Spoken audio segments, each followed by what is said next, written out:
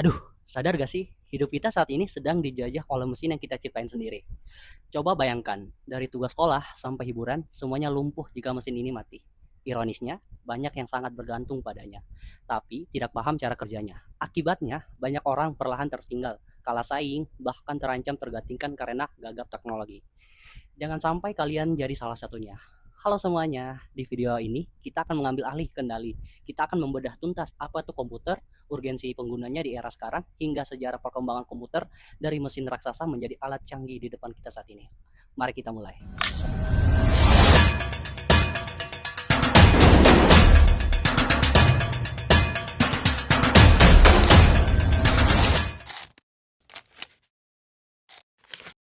Poin pertama kita adalah fungsi dan bagian komputer. Jadi, mari kita intip apa yang sebenarnya terjadi di balik kotak besar yang sering kalian lihat. Kotak besar itu kita sebut sebagai menara PC atau casing yang berfungsi utama untuk menampung dan melindungi seluruh komponen internal yang rapuh. Tapi, fungsi casing tidak cuma sebagai pelindung. Disinilah letak pentingnya manajemen sirkuit udara ventilasi yang baik, sangat krusial untuk mencegah sistem kita mengalami overheating atau kepanasan.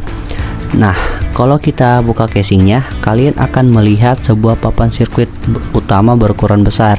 Itu adalah motherboard, yang dimana dia itu berfungsi untuk menghubungkan semua komponen komputer. Ibarat tubuh manusia, ini adalah sistem saraf pusatnya. Motherboard memiliki chipset yang sibuk mengelola aliran data antara memori dan berbagai perangkat lain. Seberapa jauh PC kita bisa di-upgrade nanti sangat bergantung pada jenis dan jumlah slot ekspansi yang tersedia di motherboard ini. Di tengah-tengah motherboard tersebut tertanam organ yang paling vital, yaitu CPU atau unit pemrosesan pusat. Jadi, CPU ini adalah otak komputer yang melakukan semua perhitungan matematis dan pemrosesan logika. Kecepatan yang kita ukur dengan kecepatan jam atau clock speed. Tapi, sebaiknya apapun CPU yang kalian beli, otaknya bisa jadi tumpul kalau kita malas merawat fisiknya. Seringkali PC terasa sangat lambat atau throttling bukan karena rusak, tapi karena kita lupa membersihkan debu yang menumpuk atau lupa mengganti thermal paste di atas prosesor secara berkala. Perawatan fisik ini penting agar suhu tetap stabil. Semua kecerdasan tadi tentu tidak akan hidup tanpa pasokan energi. Disinilah catu daya atau power supply bertugas, di mana dia mengkonversi daya listrik PLN menjadi daya yang bisa digunakan oleh setiap komponen. Saat memilih catu daya, carilah yang memiliki peringkat efisiensi tinggi seperti sertifikat 80+, karena ini menunjukkan seberapa efisiensi catu daya mengonversi daya, yang ujung-ujungnya bisa menghemat biaya listrik dan menjaga sistem tetap awet. Dan jangan lupa semua sistem ini dikawal oleh kipas komputer yang menjaga komponen tetap dingin. Arah aliran udaranya diatur sedemikian rupa agar udara dingin masuk dan udara panas terdorong keluar secara efisien. Sekarang kita akan masuk ke poin kedua, yang dimana otak yang cerdas tadi itu butuh tempat untuk bekerja dan ruang untuk menyimpan kenangan. Untuk itu, tempat bekerja sementara yang cepat kita menggunakan RAM atau memori akses. Jadi, RAM ini adalah meja kerja komputer kalian. Jadi, ketika kalian membuka aplikasi dan akan dipindahkan dari penyimpanan utama ke RAM agar CPU bisa memprosesnya dengan instan. Kapasitas RAM ini diukur dalam satuan gigabyte. Coba bayangkan kalau kalian sedang mengerjakan tugas, kalian harus membuka puluhan tab browser atau riset bahan sambil menyalakan aplikasi pengolahan kata plus menyalakan aplikasi musik player di latar belakang.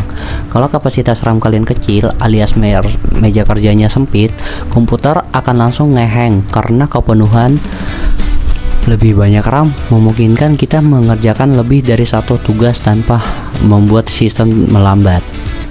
Lalu bagaimana dengan penyimpanan jangka panjang? Di masa lalu kita sangat bergantung pada cakram keras atau HDD. HDD ini menyimpan data menggunakan piringan cakram yang benar-benar berputar karena harus bergerak secara mekanik. Performa membaca dan menulis datanya menjadi jauh lebih lambat. Kapasitasnya memang bisa sangat besar dan murah, tapi kalian pasti ingat rasanya betapa tersiksa menunggu proses booting Windows zaman dulu yang memakan waktu bermenit-menit atau berjam-jam. Beruntungnya sekarang kita sudah berada di era SSD atau Solid State Drive. SSD ini tidak menggunakan piringan melainkan memori flash masa kini. Hasilnya akses data dan waktu booting menjadi sangat kilat karena tidak ada bagian yang bergerak berputar di dalamnya. SSD juga jauh lebih tahan banting terhadap guncangan fisik. Selanjutnya kita akan masuk ke poin 3. Tiba kita di poin 3 yang tidak kalah pentingnya, panca indera dan jembatan komunikasi. Bagaimana mesin canggih tadi bisa berinteraksi dengan kita. Disinilah peran kartu VGA atau kartu grafis. Komponen inilah yang bertanggung jawab menghasilkan gambar dan video layar ke monitor kita. Kartu grafis khusus biasanya jauh lebih kuat karena memiliki memori sendiri yang disebut VRAM. Kapasitas VRAM ini sangat krusial. Kalau kalian hanya memiliki PC untuk mengetik, mungkin grafis bawaan sudah cukup. Tapi saat kalian butuh merender video resolusi tinggi atau ketika kalian ingin bernostalgia memainkan game-game retro di emulator yang upscale resolusinya agar terlihat tajam dan mulus. Di layar modern, kartu VGA dengan VRAM yang besar adalah kebutuhan mutlak. Karya seni dari VGA tersebut kemudian kita nikmati melalui layar komputer. Kualitas monitor ini sangat dinilai dari metrik resolusi, di mana resolusi yang lebih tinggi tentunya memberikan detail gambar yang lebih tajam. Lalu bagaimana kita memberi arahan ke mesin? Tentu lewat input hari-hari, yaitu keyboard yang kita gunakan mengetik perintah, shortcut, serta mouse sebagai perangkat menuju presisi untuk navigasi. Dan tentu semua instruksi ini dihubungkan oleh suatu jembatan komunikasi. Untuk urusan visual dan audio kita sedang menggunakan kabel HDMI yang menyederhanakan koneksi dengan mengirimkan gambar dan suara sekaligus hanya lewat satu kabel. Dan agar komputer kita tidak terisolasi dari dunia luar, kita perlu memasangkan kartu WiFi PCI dan antena WLAN agar bisa mendapatkan konektivitas jaringan secara nirkabel. Jadi, jika ditarik benang merahnya, sebuah komputer tidaklah kompleks yang terlihat jika kita memahaminya lewat 3 pilar tadi. ROM mesin menjadi jantung kehidupan, meja kerja dan ingatan menentukan kecepatan, serta panca indera yang menjadi jembatan antara mesin dan manusia. Dengan mengenali sistem ini, kita bukan lagi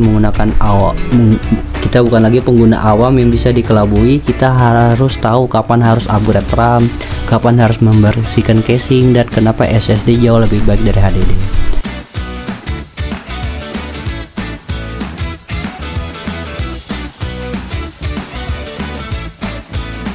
Tapi teman-teman, secanggih dan sekuat apapun sebuah komputer, ujung-ujungnya pasti bakal nge-lag atau error karena dipaksa bekerja terus-terusan, membuka ratusan program.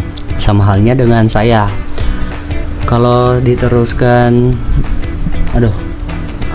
langsung aja. Maka dari itu, sebelum sistem memori di kepala kita ikut overheat, mari kita akhiri aja sesi bedah anatomi hari ini.